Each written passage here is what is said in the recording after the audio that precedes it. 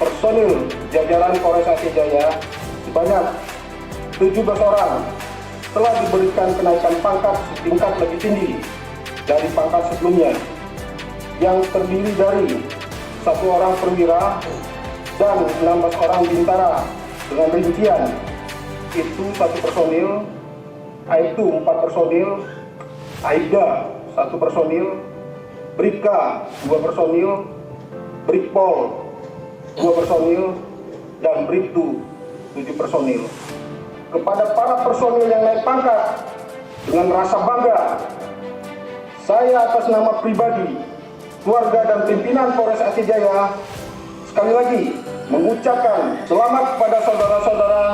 yang telah memperoleh kenaikan pangkat setingkat lebih tinggi.